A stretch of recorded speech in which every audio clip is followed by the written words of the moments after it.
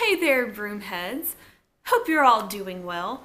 Today, I thought I would do another sort of watch-along video. It's kind of a live commentary as I watch an episode of Degrassi. I must say, I do like the retrospective kind of review that I've seen some users do, like Not a Vampire, because I do have a lot of thoughts after the fact. But I've been kind of enjoying doing these watch-alongs. Maybe I'll do retrospectives or other reviews later. But for now, we're just going to watch along. The episode I want to do today is from Degrassi Junior High Season 1. The episode is called The Experiment. So I am going to push play now. So the first scene shows Yick rummaging in his bag, and he's a hot mess, and it's like jam-packed with like sports stuff and comic books and stuff, and obviously, school isn't the first thing on his mind. Then we see Arthur come in, talking to Mr. Raditch, and Arthur's got this fancy high-tech calculator watch. Woo! It is cutting edge, okay? And Mr. Raditch is like, you get the ball game on that? Which is kind of crazy because now you can just get the ball game. Maybe not on the watch, but on the little thing that's connected to your watch. So that's kind of freaky. Mr. Raditch is a prophet. Then Mr. Raditch says, good morning, aspiring scholars. And it's kind of weird how everyone's trained to go, good morning, Mr. Raditch, like they're in a boarding school or something. Yick and Arthur have come a long way in their acting skills since the beginning of junior high. But anyway, so Yick and Arthur are talking to each other while Mr. Raditch is talking, and they're saying they're both going to try out for basketball. And let me just say, Arthur initiated that conversation, and then when Raditch hears them talking, Raditch chews out Yick in front of the whole class. I mean, I guess Raditch does have a little bit of a grudge. Raditch always calls Yick Mr. You the Disorganized. Both Yick and Arthur's shirts look way too big on them, bless their hearts. Oh yeah, and this is when Arthur wore the pencils hooked right on the front of his shirt. Arthur's collar is like down to here. Anyway, so the school is pitch black as usual, and Arthur goes up to Stephanie and he's like, hey, Stephanie, and she's like, go away, I don't talk to grade 7s, and Arthur just ignores her and keeps asking questions. He wanted her to bring his gym shoes so he can try out for basketball or whatever, and Stephanie's like, you? I miss Stephanie so much. And then the ever-pleasant Joey comes up to Arthur and says, hey, Artie Smarty, I hear your mother be calling you. And I don't really know what that means. What does that mean? And then he goes up to Stephanie and starts groveling again, and she's just like, whatever. Now we're coming upon the real plot line of this episode as far as I'm concerned. And that is Melanie and Kathleen. So Melanie and Kathleen walk out of class and they're talking, and Melanie's going on about how junior high is not what she thought it would be. She thought there'd be parties and boys and drugs. Oh, and potato chips. And Kathleen is all, Melanie, you really tried drugs? Melanie's like, yeah, sure. Wouldn't you? And Kathleen's like, yeah, for sure. Oh my God. And now we're in the gym for basketball tryouts. There are only like 10 boys in there. Oh my God, the shorts are so short. And Arthur's kind of getting laughed at. It's pretty sad. I can relate. I tried out for basketball when I was in 7th grade because being on a team equaled you were cool, right? Well, I didn't make it. But this isn't about me. This is about Arthur. Right now, he's not doing so well. Well, Arthur keeps trying to get the ball in the basket, and he keeps missing, and everyone keeps laughing. This may be silly to the people that live in Toronto, but I just look at that school, and I just want to go there so bad. It sounds so silly, but I just want to like be on that lawn or like sit on those steps and just like look up at that building. This show's created kind of like a fantasy world for me that's so different from the world I live in, and even though that was 30 years ago or whatever, I still feel like visiting that location will just like bring me the essence of that fantasy world. I don't know if that makes any sense, but I really, really want to go. The next scene, we are outside of school on the front steps, and Arthur approaches Yik and says, look, since you're good at basketball and I'm not, can you help me? And Yik's like, sure. And then we cut to Yik and Arthur playing basketball in a terribly lit, very poor looking basketball court. And Yik's just being a little sweetheart helping Arthur out.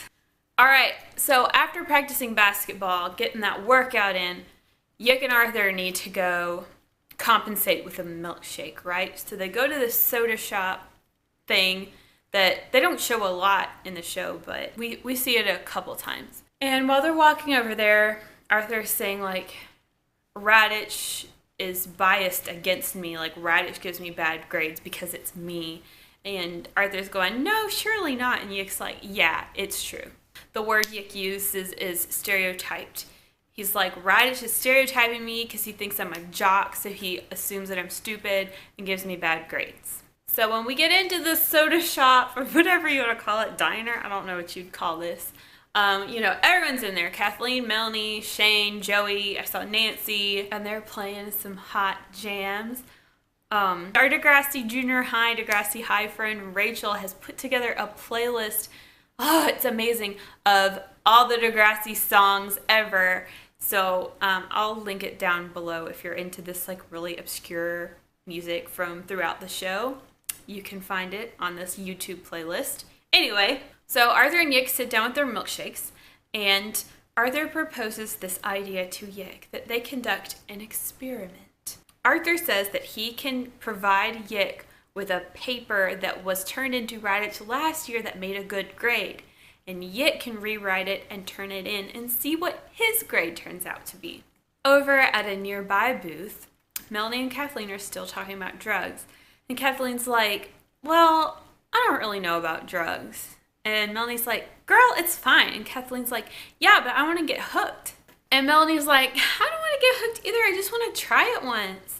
And Joey is sitting right behind Melanie in his booth, and Joey hears the conversation, and in the most annoying way possible, he explains that he's a drug dealer and he can get them the goods.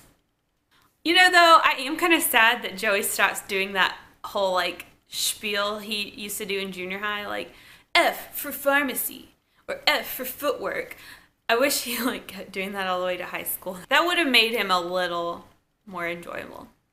Joey hops on over into their booth and he's like, so what you want? What do you like? Lebanese light? Bolivian blue? Degrassi grass? And he highly recommends New Zealand zappers. And Melanie's like, heck yeah, sign us up. Still, Kathleen is a little apprehensive. But YOLO, Kathleen, YOLO. Next, we are in Stephanie K's room. She's wearing the most bomb teddy bear sweater ever. Arthur knocks on the door and comes in, and Arthur asks Stephanie if he can have one of her old papers. Next we see Arthur sneak up under the cover of darkness to give Yik the paper. I guess this is the cat hair everywhere, sorry. I guess this is really the only time we see Yik's house, isn't it? Arthur makes the handoff, after looking around just to make sure. Yik is delighted to see that he's going to make a B+ and gets to copying.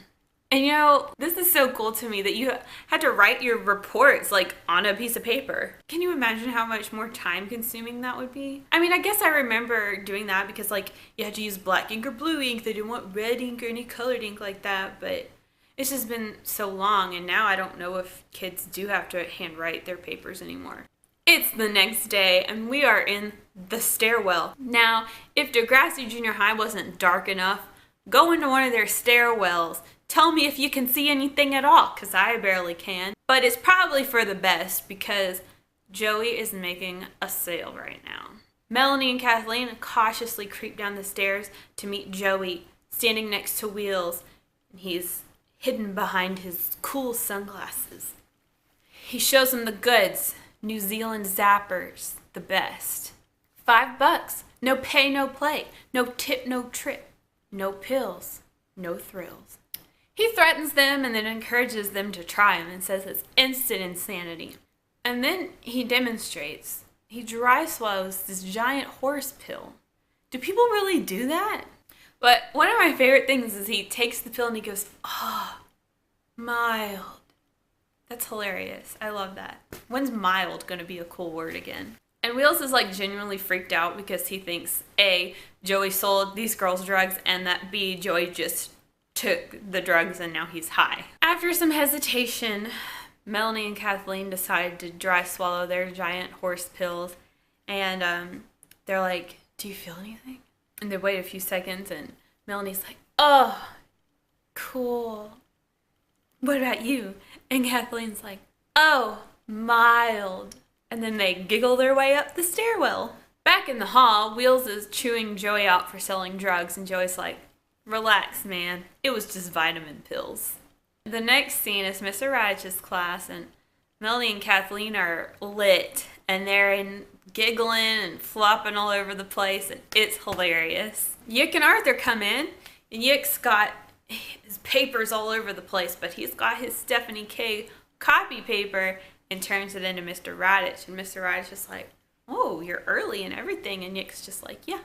So now it's the next day, and Yick and Arthur are walking up to the front steps, those beautiful front steps that I want to see for myself. Yick is a little bit scared about Mr. Radich finding out that he copied the paper, and Arthur's like, well, relax, because you didn't cheat, it was just an experiment. And I think that's really weird that that's like the moral of the story, I guess. I don't know. And I know Degrassi doesn't really try to push a moral agenda, but this was kind of like, it really seemed to support the idea that if you copy the paper once, it's okay. I mean, if you copied more than one paper, that's what's cheating. But just once, it's like, it's just an experiment. So today's the day that Mr. Radich is returning the papers. And he calls Mr. Yu the disorganized up. He gives Yick his paper and says, you made an A. After class, Yick is telling Arthur he's shook because Stephanie made a B and Yick made an A, but it was the same paper. So that proves that Radich is unfair. And Yick tells Arthur, like, this is great. You got to keep giving me Stephanie's papers. And Arthur's like, wait a minute. Once is an experiment, but twice is cheating. Well, Yick finally convinces Arthur anyway. Get me another paper. Now we're in Stephanie K's room, and Stephanie is painting her toenails on a white bedspread. That's just a little scary. And Arthur knocks on the door and comes in to return Stephanie's paper. And he asks if he can have another one. And she's like, forget it. And then Arthur's like, well, I don't tell Mom that you dress like a slut. And Stephanie's like, are you blackmailing me? And Arthur's like, The next scene, we're in the resource center. And Joey and Wheels are just screwing around. And suddenly, Melanie and Kathleen creep up behind them like this. And they've brought friends, Mac and this other girl that I don't know her name. And Joey thinks he's about to have to start explaining himself. But Melanie's like, we want some more. So Joey's like, all right, same place tomorrow. You bring the money, I'll make you funny. In the next scene, we are back in the stairwell and Joey is distributing the drugs. And when it's time for Mr. Radich's class to start, Melanie and her squad stumbling, giggling, they're just way too stoned. It's time to hand back another paper. Radich starts it off by calling Yick out in front of the whole class and demanding to know where Yick got Stephanie K's paper. Because he recognized this paper. He didn't recognize the last one, but he did this one. Arthur comes clean and he's like, I gave it to him. And Mr. Radich was like, but Yick, you did so good on your last one. And Yick was like, yeah, I copied that one too. And then Arthur chimes in and he's like, sir, you have to admit, it's pretty strange when you give two different marks on the same paper. And I'm like, whoa, girl. And Radich asserts that teaching is not an exact science. And then Yick's like, you grade people however you feel like, and you stereotype people. Oh, I'm sorry, I should say mark, not grade, whatever. And all the kids who are stoned for class can't control their laughter, and it makes the whole situation worse.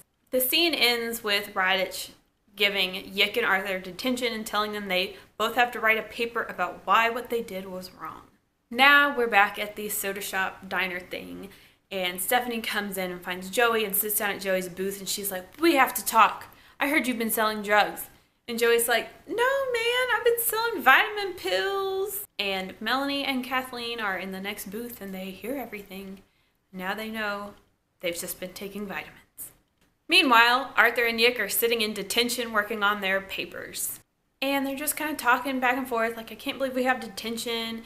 And Arthur's like, "Well, we did cheat." And then Yick gets really mad, and he's like, "Well, you suck at basketball." So then Arthur serves it right back, and he's like, "Yeah, well, you don't try at school." And Arthur does make a good point here, because he's just saying, "Yick, you're not trying, and you're just using Radish as your excuse."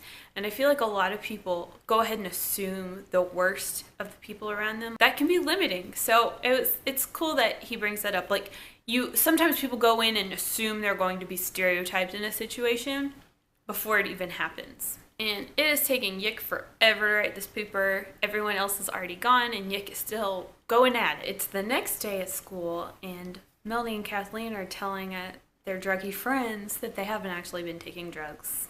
And before you know it, they're all coming up on Joey. They're all like, "Where's our money? We want it now." And Joey kind of reveals that he already used it to buy new clothes. And the druggy squad chases Joey down the hall. So we're in Mr. Radish's class now, and it looks like the class is coming to an end. And Mr. Radish stands up to read somebody's paper that he thought was very good. He's reading Yick's paper. And this is the paper Yick was supposed to write about why what he did was wrong. But it was actually a paper about stereotyping. But apparently that was okay with Radish. So he reads Yick's thoughts about stereotyping, which, it's good points and everything. Job well done. And basically at the end of class, Radish calls Yick up to the desk and apologizes and says he will stop calling him Mr. You the Disorganized. Then in the hall, Yick comes up to Arthur and he's like, "You want to go play basketball and get a milkshake or whatever?" And Arthur's like, "Yeah." So they start walking down the hall and they hear somebody screaming. And it's Joey in the broom closet. He's locked in the broom closet and he has no clothes on. Wait, so how did Melanie and her crew manage to strip Joey and lock him up? I don't know. But the point is, don't sell vitamins and tell people they're drugs. Because if you do, you'll lose your clothes. Arthur goes, "What a broomhead!" And they close the closet door again. And we freeze frame, and the episode is over. That's a pretty good episode. I liked the drug storyline. I didn't really like the paper storyline. And I felt like it kind of went on a little too long, but it doesn't matter. It doesn't matter because it's Degrassi Junior High and it's my favorite show. Let me know what your thoughts about this episode were. And as always, if you have any other Degrassi requests or questions or anything, put them below. I've got a big old list of all of your requests from the past. I haven't forgotten, but this is slow going. I will see you broomheads next time. Oh, don't forget, I have a WordPress. I have a, Tumblr, and I have an Instagram. So feel free to follow me on there. All right, bye broomheads.